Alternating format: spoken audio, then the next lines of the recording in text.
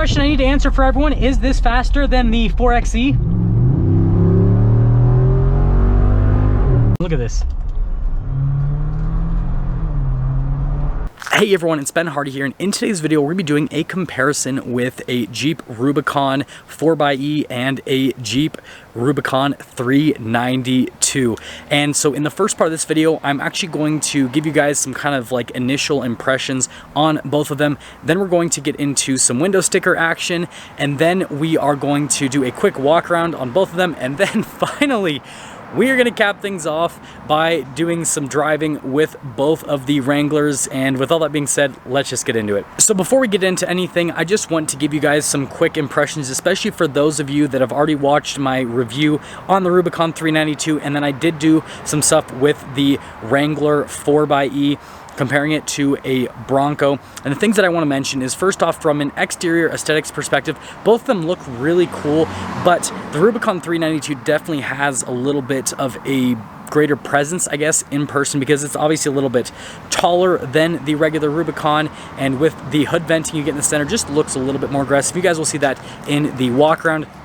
And then quickly, from a driving perspective, the Rubicon 392 is definitely quicker, definitely sounds better, just feels way more aggressive. But I will say, from a suspension standpoint, they are very, very close on road. But the Rubicon 392 definitely handles just slightly better compared to the 4xE. And then the other thing to mention is the initial acceleration. I actually expected the 4xE to perform better because it has a hybrid system, but that 6.4 Hemi is so torquey and so punchy that it just feels better throughout every single part of the power band. And then obviously you guys will see this with the window stickers, with window sticker rather, and you guys will understand that in a little bit. The 4xE obviously gets way better fuel economy, but it doesn't have that same characterful sound. And so I guess to say this, even before I guess I do the whole review, which one would I choose? Even though the Rubicon 392 is significantly more expensive, that one that one has my vote. But I love the 4xE, and I think that one is a better value, but I think that the Rubicon 392 is cooler. But anyways, let's just get into the rest of the video. So here is our window sticker on the 2021 Jeep Wrangler Rubicon 4xE. First off, feel free to freeze the frame if you want to read every bit of standard equipment that this Rubicon 4xE comes with. And you guys will notice that there's quite a bit of standard equipment, but there are some options this particular one had. So first off, this one has the leather seats added, which is almost $1,700. Definitely think it's worth it. They're a lot easier to clean compared to cloth seats. Cold weather group is great if you live in a place like Utah, for example, where I live, and obviously you've got pretty cold winters. And then as for the advanced safety group, I always get questions on that particular package. I think it's personally worth it to have the safety tech, but if you're just going to use this as like an off-roading vehicle and you're not really going to do a whole lot of on-road use with it, don't get it. Save your money, because most of this, like that stuff, you're never going to use off-road. Steel bumper group, I definitely think that that's worth it from an aesthetic perspective, unless you're going to get aftermarket bumpers. But if you're going to keep the stock bumper, get the steel bumper group. You can also add a winch to it, which is pretty cool. And yeah, then you guys can see the total MSRP is $61,265. Now, I do not have a window sticker for the Rubicon 392, and that's because it was not actually part of the event. I just convinced Jeep to let us drive it. That being said, it's about $15,000 more than this in terms of the MSRP. So yeah, just to give you guys kind of like a difference in pricing between both of them. And then also, obviously, the other big difference is going to be the fuel economy, right? This has a turbocharged 2-liter with a hybrid system, so fuel economy on this is substantially better. I mean, just with the gasoline only, you're substantially better with the fuel economy compared to that Rubicon 392. But obviously this doesn't sound nearly as good because, well, I mean, we're looking at a dinky little 4-cylinder versus a big naturally aspirated V8. But anyways, that's the window sticker. First off, we've got the Rubicon 392, naturally aspirated 6.4 Hemi, 8-speed automatic transmission, 470 horsepower, 470 pound-feet of torque. And then with the 4xE, we've got the turbocharged 2-liter 4-cylinder with the hybrid system, 375 horsepower, 470 pound-feet of torque, again, 8-speed automatic. And then notice this one with the firecracker red and the blue accenting. Kind of looks funny, but, you know, pretty cool. You've got that decal on the hood there with the 4xE and then the Rubicon. And notice you've got the blue outlining to kind of signify that it's a hybrid. You've got the full LED lights there. and then Jeep signature grille, and then that one has the steel bumper group, and then again you've got those blue tow hooks. And then notice that we do have 33s wrapped around 17-inch wheels on the 4xe. Now, popping over to the Rubicon 392 definitely looks just a little bit more aggressive. To someone who's not familiar with Jeeps, they really won't notice the difference too much, but to someone who's, you know, a car person like me, definitely notice the difference because the venting, obviously the 392 badge, and then also it just has a little bit of a higher stance. And then notice you've got the bronze tow hooks, that's part of that 392 package. Full LED lights, that's standard equipment, steel bumper as well. And then still 33 is 17-inch wheel. They didn't go for 35s, which I thought was a little bit of a mistake, but we are getting the Rubicon Extreme package, which will give that. And then you guys notice the plug-in there with the 4xe. And then notice the mirrors are exactly the same between both of them. And then door handles as well. Like, a lot of the stuff is similar, but we do have some differences. Right here with the shocks, you can see that we've got the Fox shocks actually on both of them, but there is a little bit more travel actually with the Rubicon 392, so just kind of understand that. And then the rear setup is the same. We've got the wannabe bead locks on the Rubicon 392. They look cool though. And then you guys can see the rear shocks. Well, better on the 392, but more hidden there on the Rubicon 4xe. And then notice the 4xe is actually a soft top, and then the 392 is actually a hard top. So I guess that's another difference between these two particular Jeeps. And you've got the tires back on both of them. We've got, again, more blue tow hooks, rather, with the badging and everything. And then over on the 392, you've got the bronze tow hook. And then notice that the wheel also has similar coloration to it as well. Parking sensors on the back bumper right there. And then just notice it's just a little bit taller. It's very minimal, but it is just slightly taller compared to the 4xe. Popping the interior with the 4xe, notice we've got the blue stitching there on the door panel, and then we've got the full leather seats, again with more blue stitching. I think they actually look pretty good. I do prefer the red, but the blue looks great. You've got the venting there in the center with the window controls, USBs, power outlet, all that, and then the seat actually says 4xe there on the bottom, if you didn't notice. Now, popping over here to the front, you guys will notice the door panel is pretty much identical as to what you get there in the rear. And then you guys can see here at the front seat, got the Rubicon logo, again, in blue.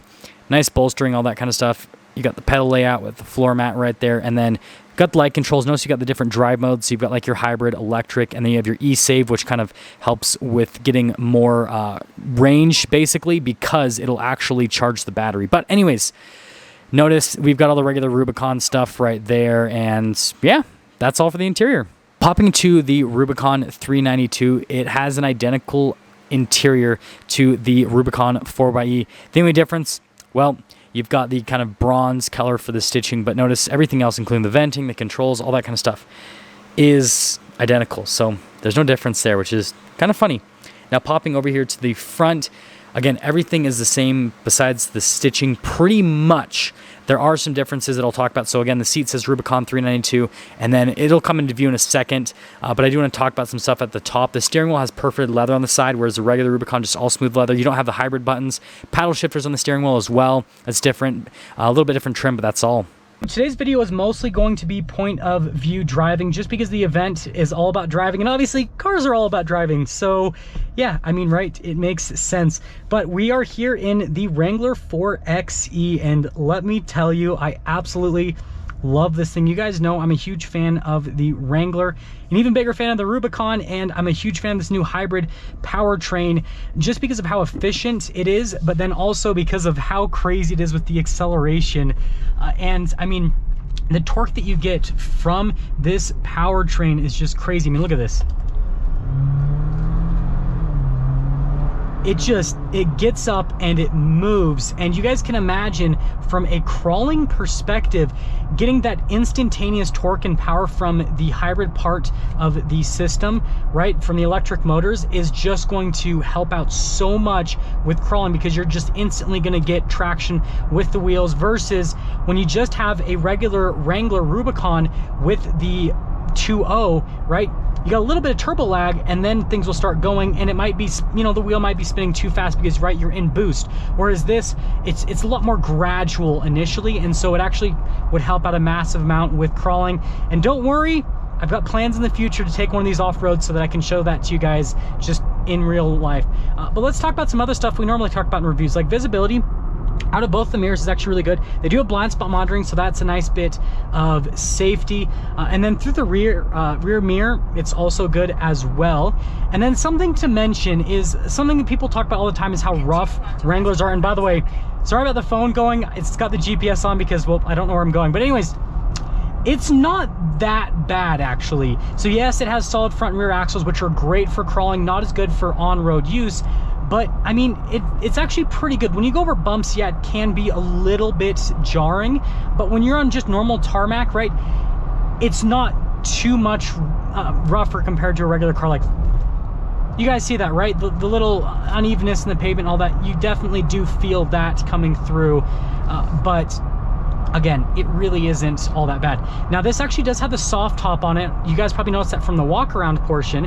And because this has the soft top, I can actually talk to you guys about what the noise is like with the soft top, because I've never reviewed a Wrangler soft top.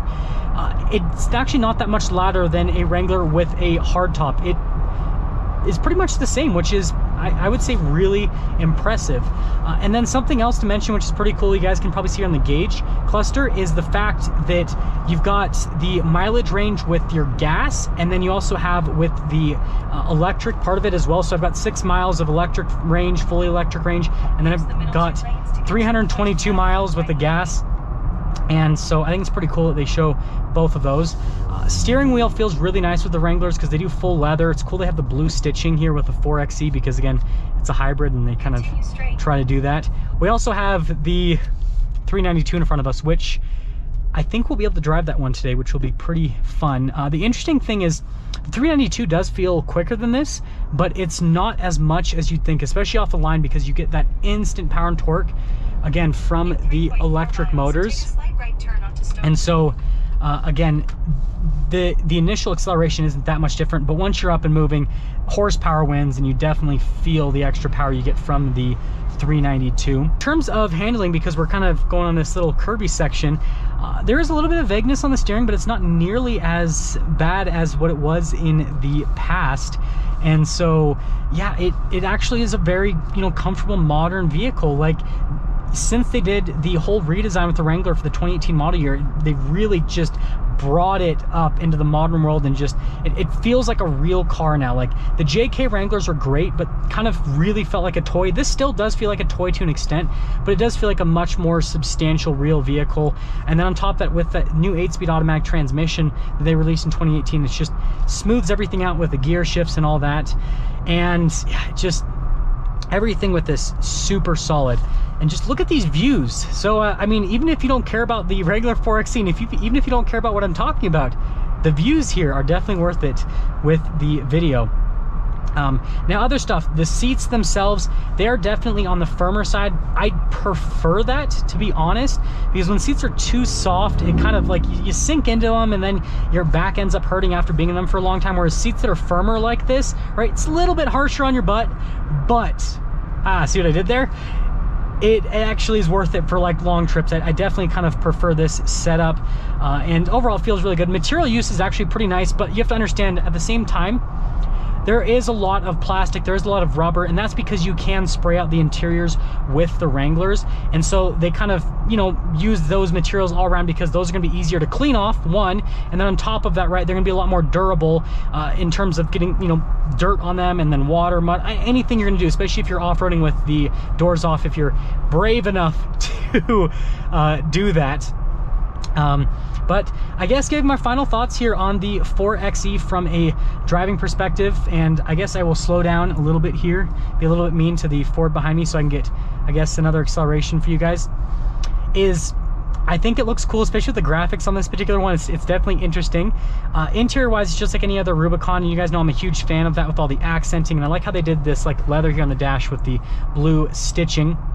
And then from a driving perspective, the 4XE feels like any other Wrangler, so you don't concede anything. It still drives just like any other Wrangler from a suspension standpoint, and all of that is the same. Everything feels the same. The only difference is when you put your foot down, this thing moves. Like, just, it hauls. And I'm just not used to that in a Wrangler. It's so different because, again, the 2.0 is pretty good and the V6 is pretty good, but they just don't compare to this 4XE. They just don't have the same power. They don't have the same torque. They don't have the same immediacy that this has. And so if you want a Wrangler that actually has good acceleration, that when you put your foot down, something really substantial happens, this 4XE, and especially if you're into rock crawling. Everyone's already talked about it. The 2.0 is the engine to go for, but now that they've added the hybrid aspect to this 2.0, this is the powertrain to get. Obviously the 392 is awesome, and we'll hopefully drive that today and talk about that too.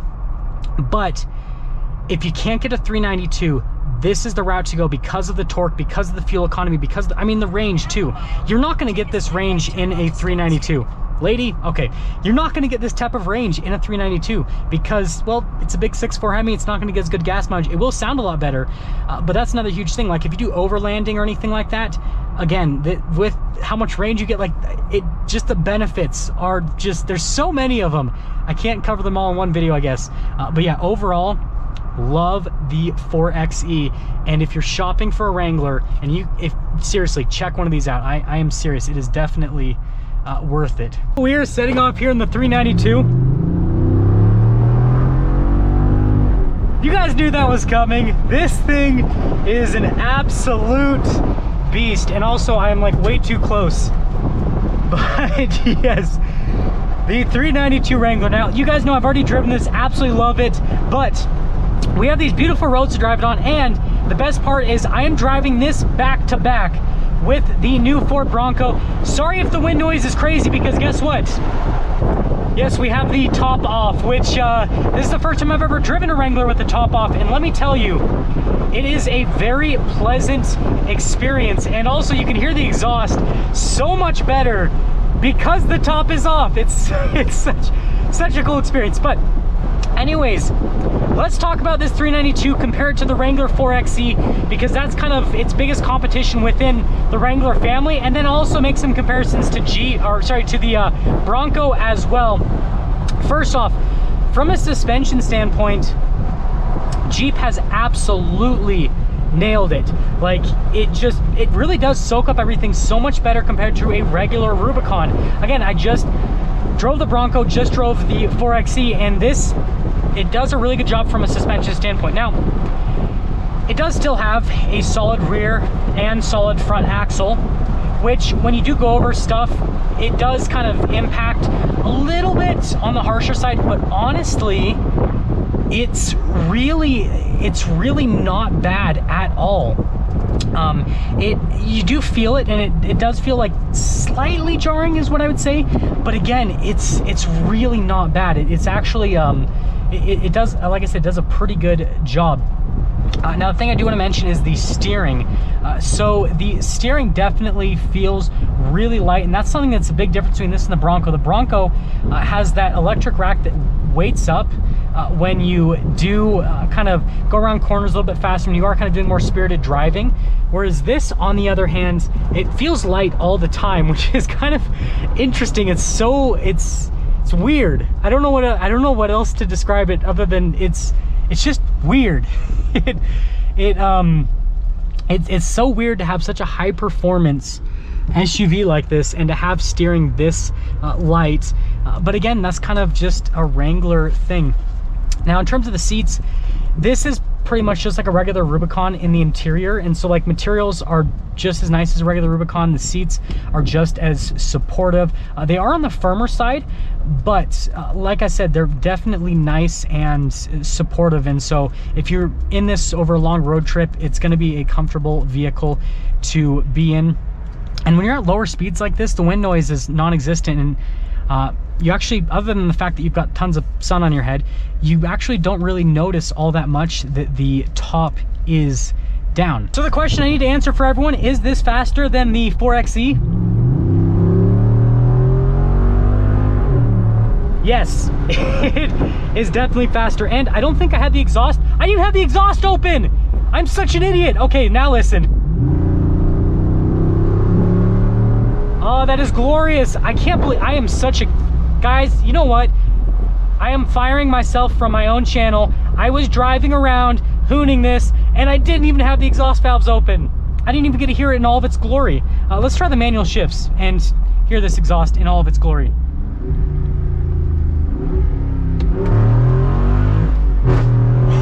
Oh! Wow.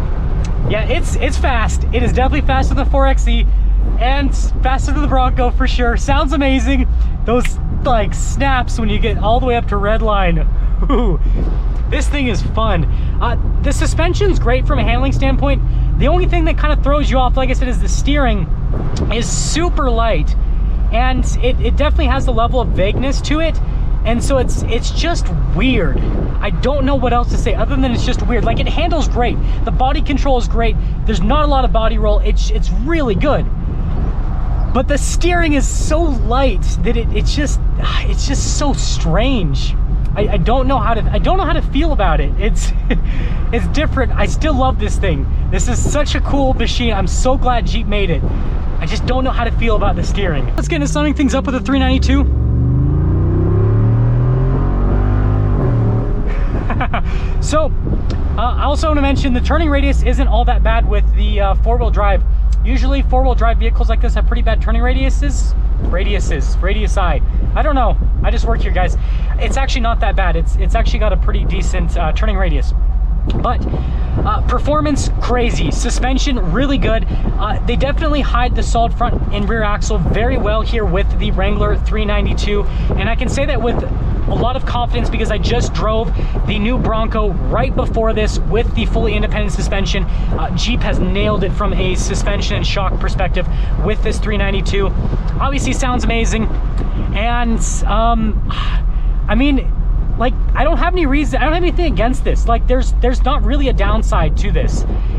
Other than the steering, I guess. The steering's kind of weird and vague, but I mean, that's just like every single Jeep.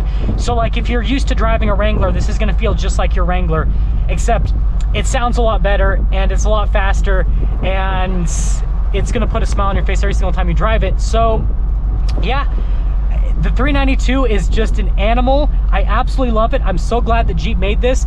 And if you're looking for an insane off-road SUV that you can have a ton of fun on the street, and then it's gonna be super capable crawling because you're gonna get so much torque from this 6.4 Hemi that it's just gonna be able to scoot up everything.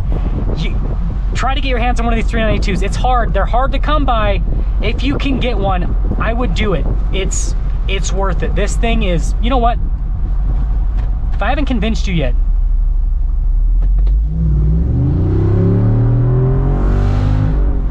there's your convincing. Just go sign up already, okay, people?